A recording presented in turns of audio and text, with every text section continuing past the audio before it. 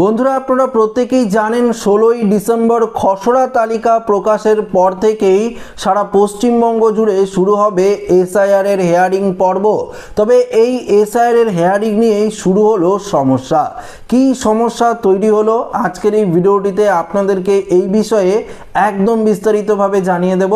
বন্ধুরা আপনারা প্রত্যেকেই এসআইআর এর ফর্ম জমা দিয়েছেন, অনেকেই আপনাদের নিজেদের নামের তালিকায় অর্থাৎ 2002 সালে নিজেদের নাম ছিল ভোটার লিস্টে এবং কেউ আপনারা নিজের বাবা মা বা ধরুন আপনারা ঠাকুরদা ঠাকুমার নাম দিয়ে এসআইআর এর ফর্ম ফিল আপ করে বিএলওর হাতে জমা দিয়েছেন, তাই তো? অনেকের আবার নিজেদের 2002 সালের তালিকায় নাম নেই। তবে ইতিমধ্যেই হেয়ারিং নিয়ে একটি গুরুত্বপূর্ণ আপডেট দিয়েছে নির্বাচন কমিশন, যেখানে বিশেষ করে যাদের নিজেদের নাম 2002 সালের তালিকায় নেই, যারা নিজেদের বাবার নাম, মায়ের নাম, ঠাকুরদার নাম বা ঠাকুমার নাম, ধরুন আপনারা দাদু দিদিমার নাম, এই 6 ধরনের রিলেটিভের নামের কথাই তো বলেছিল।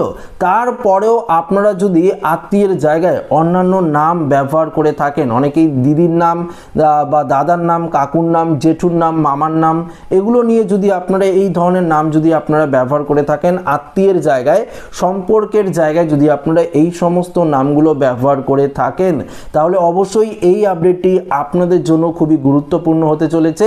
একটু ভিডিওটি মনোযোগ সহকারে দেখলেই আপনারা বুঝতে পারবেন যে হেয়ারিং নিয়ে কোন সমস্যার কথা জানালো নির্বাচন কমিশন। তো আশা রাখবো ভিডিওটি প্রত্যেকেরই ভালো লাগবে। তো দেখুন বন্ধুরা, আপনারা এটাও জানেন যে 16ই ডিসেম্বর থেকেই কিন্তু হিয়ারিং পর্ব শুরু হবে এবং প্রত্যেকের বাড়িতে নোটিশ পাঠানো কিন্তু শুরু করবে নির্বাচন কমিশন। অর্থাৎ ধরুন যাদের হিয়ারিংয়ে ডাকা হবে তাদের তো আগে নোটিশ দিতে হবে, তাই না? সেই নোটিশ কিন্তু বিএলও অফিসাররাই আপনার বাড়িতে পৌঁছে দেবে।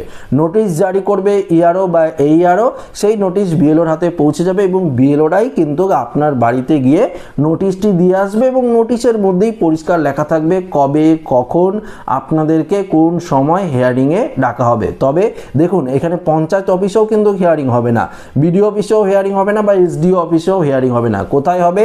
জেলা শাসকের যে অফিস রয়েছে, ধরুন এটা ডিএম অফিস যে রয়েছে, সেই ডিএম অফিসেই কিন্তু হিয়ারিং হবে।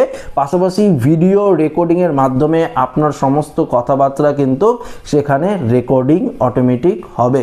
তো হিয়ারিংয়ের সময় আপনাদের কিন্তু উপযুক্ত নথি দিয়ে প্রমাণ করতে হবে যে আপনারা বৈধ নাগরিক। এটাই তো হিয়ারিংয়ের প্রসেস, তাই তো? এটাই আপনারা জানেন।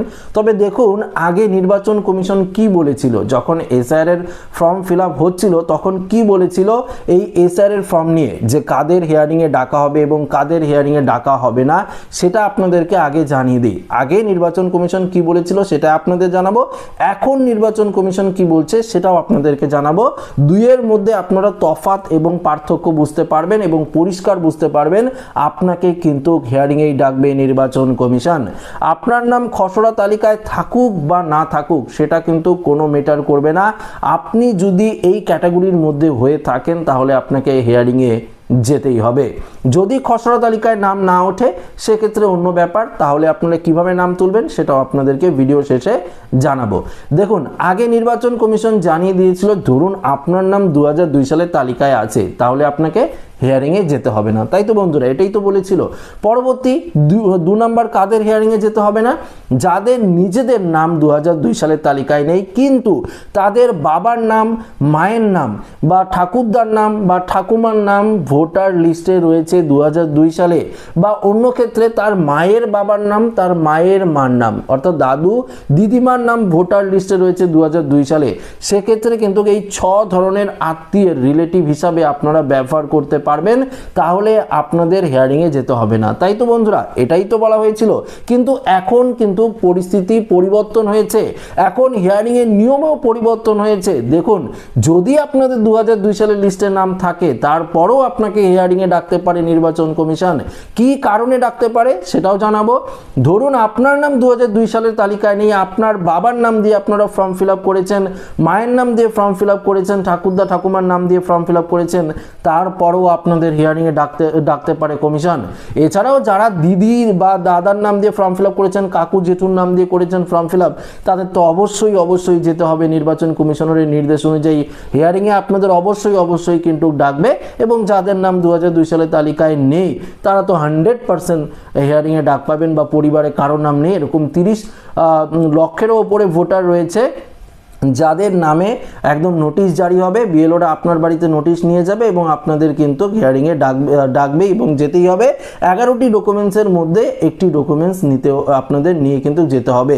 এছাড়াও যদি আপনারা নকল ডকুমেন্টস নিয়ে ধরা পড়েন তাহলে কিন্তু বন্ধুরা এক্ষেত্রে নির্বাচন কমিশনারের কিন্তু পরিষ্কার বক্তব্য, নকল বা ভুয়ো ডকুমেন্টস নিয়ে যদি আপনারা ধরা পড়েন তাহলে কিন্তু আপনার জেল এবং জরিমানা পর্যন্ত হতে পারে। তো ব্যাপারটা এটা আলাদা গেল। এবার যেটা আপডেটটা আপনাদেরকে দিচ্ছি একটু মনোযোগ সহকারে শুনবেন। দেখুন, নির্বাচন কমিশন আমাদের পশ্চিমবঙ্গে এমন বহু ভুয়ো বা নকল ভোটারদের ধরেছে, যার জন্য কিন্তু রিভেরিফিকেশন প্রসেসটা কিন্তু এনেছে নির্বাচন কমিশন। কেননা অনেকেই আপনারা ভুয়ো বাবা মা বানিয়ে ভোটার লিস্টে কিন্তু নাম তুলেছে, একই ব্যক্তির নাম একাধিক জায়গায় রয়েছে। ধরুন একজন ব্যক্তি তার 100টা ছেলের নাম কিন্তু খুঁজে পাওয়া গিয়েছে, এমন তো রয়েছে আমাদের পশ্চিমবঙ্গে, তাই না? তো এই ধরনের নামগুলো তো আগে থেকেই বাতিল করে দিয়েছে। সেই বাতিল লিস্ট কিন্তু ইতিমধ্যেই কিন্তু নোটিশ টানানো শুরু হয়েছে বিভিন্ন জায়গায়, এবং খসড়া তালিকাও কিন্তু আপনারা বিএলওর কাছেও পেয়ে যাবেন, সে নিয়ে কোনো চিন্তা নেই।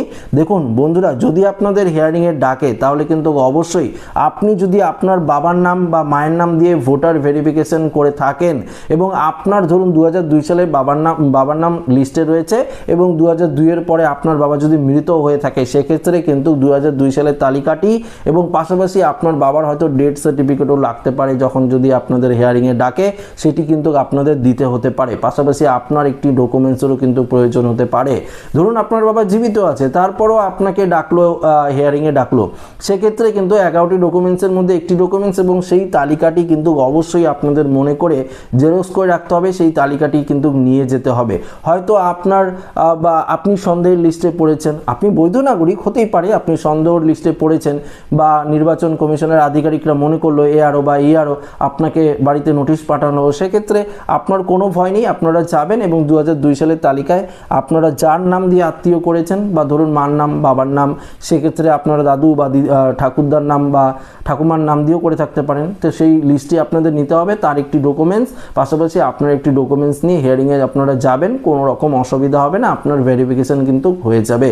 কিন্তু মনে রাখবেন বন্ধুরা, নকল বা ভুয়ো ভোটার নিয়ে আপনারা যদি একদম পরিষ্কার হিয়ারিংয়ে যান বা নকল বা ভুয়ো কোনো ডকুমেন্টস নিয়ে যদি আপনারা হিয়ারিংয়ে যান এবং ধরা পড়েন, তাহলে কিন্তু বুঝতেই পারছেন জেল এবং জরিমানা পর্যন্ত হতে পারে। তো এই জিনিসটা আপনাদের মাথায় রাখতে হবে, কেননা আপনাদের সমস্ত কিছু কিন্তু আগে থেকেই রেকর্ডিং করা হবে, ভিডিও রেকর্ডিংয়ের মাধ্যমেই কিন্তু এই হিয়ারিংয়ের সমস্ত কিছু প্রসেসটা হবে।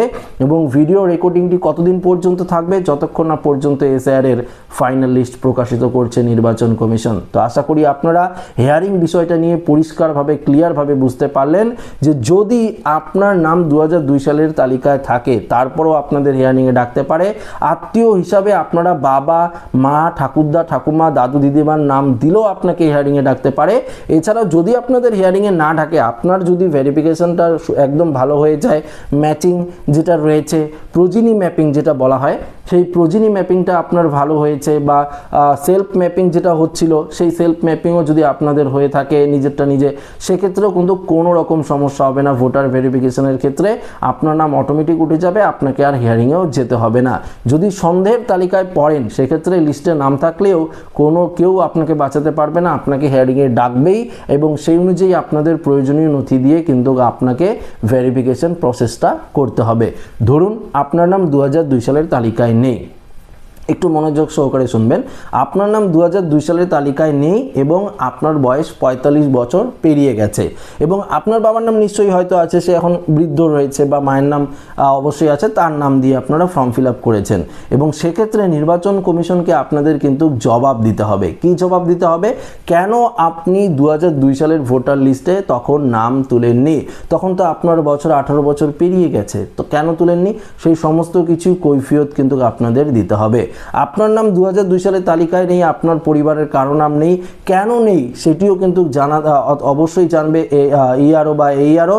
পাশাপাশি আপনার পূর্বপুরুষের নামও কেন 2002 সালের তালিকায় নেই, আপনারা আগে কোথায় ছিলেন, কি করতেন, সমস্ত কিছু কিন্তু আপনাদের এই সমস্ত প্রশ্ন কিন্তু করা হতে পারে। সেই অনুযায়ী আপনাদের কিন্তু যথারীতি অ্যান্সারও কিন্তু দিতে হবে তাদেরকে। নির্বাচনের আধিকারিকদের যদি মনে হয়, তারা যদি স্যাটিসফ্যাকশন হয় যে আপনার সমস্ত ডকুমেন্টস ঠিক, আপনি বৈধ নাগরিক, পাশাপাশি 11টি ডকুমেন্টসের মধ্যে যে কোনো একটি ডকুমেন্টস আপনার আছে, সেক্ষেত্রে আপনার কোনো রকম অসুবিধা হবে না, অটোমেটিক কিন্তু ভেরিফিকেশন প্রসেস কমপ্লিট হয়ে যাবে। তো আশা রাখবো এই ভিডিওটিতে আপনাদেরকে হিয়ারিং নিয়ে যেই সমস্যাগুলো ছিল সেই সমস্যাগুলোর সমাধান করতে পারলাম। পাশাপাশি আপনাদেরকে জানিয়ে দিই, খসড়া ভোটার তালিকা নিয়ে ইতিমধ্যে একটি গুরুত্বপূর্ণ আপডেট উঠে এসেছে, যেখানে বলা হয়েছে এই খসড়া ভোটার তালিকা 16ই ডিসেম্বর প্রকাশিত হবে। সেই তালিকা আপনারা অনলাইনেও চেক করতে পারবেন, অফলাইনেও কোথায় কোথায় পাবেন সেটা একটু আপনাদেরকে জানিয়ে দিই। অনলাইন বিষয়টা নিয়ে একটু পরে জানাচ্ছি, প্রথমে অফলাইন নিয়ে জানিয়ে দিই। যারা অনেকেই আপনারা অনলাইনে চেক করতে পারবেন না, তাই তো অফলাইনে কি করবেন, যেই বিএলওকে আপনারা এনুমারেশন ফর্ম জমা দিয়েছেন সেই বিএলওর হাতেই কিন্তু হার্ড কপি, অর্থাৎ সেই লিস্টের হার্ড কপি কিন্তু থাকবে। পাশাপাশি যাদের নাম খসড়া তালিকা থেকে বাদ পড়লো সেই লিস্টও থাকবে, সেই তালিকায় আপনারা নিজেদের নাম কিন্তু খুঁজতে পারবেন। পাশাপাশি আপনার এখানে যে পার্টির লোক রয়েছে সেই পার্টির লোক তাদের কাছেও কিন্তু একটি সফট কপি পাঠিয়ে দেওয়া হবে, জেরক্স কপি পাঠিয়ে দেওয়া হবে, সেখান থেকেও আপনারা চেক করতে পারবেন। এছাড়া অনলাইনে কিভাবে চেক করবেন, অনলাইনে ceo.westbengal.gov.in যে অফিসিয়াল ওয়েবসাইট রয়েছে সেই অফিসিয়াল ওয়েবসাইটেও কিন্তু আপনারা গিয়ে যেখান থেকে আপনারা এনুমারেশন ফর্ম ফিল আপ করছেন সেখান থেকেও চেক করতে পারবেন, এবং ceo.westbengal.gov.in যেখান থেকে আপনারা 2002 সালের তালিকাটি ডাউনলোড করতে পারছিলেন সেখান থেকেও কিন্তু আপনারা এই যে খসড়া ভোটার তালিকার লিস্ট সেটি কিন্তু ডাউনলোড করে নিজে চেক করতে পারবেন সেই লিস্টে আপনার নাম উঠলো কি না।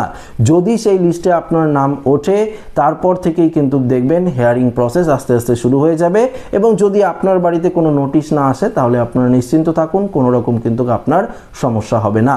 তো আশা রাখবো এই ভিডিওটি প্রত্যেকের ভালো লেগেছে। ভিডিওটি ভালো লাগে লাইক করবেন, আমাদের সাথে শেয়ার করবেন। যারা নতুন রয়েছেন আমাদের চ্যানেলটিকে সাবস্ক্রাইব করেননি, চ্যানেলটিকে সাবস্ক্রাইব করে আমাদের সঙ্গে জুড়ে থাকবেন। ধন্যবাদ।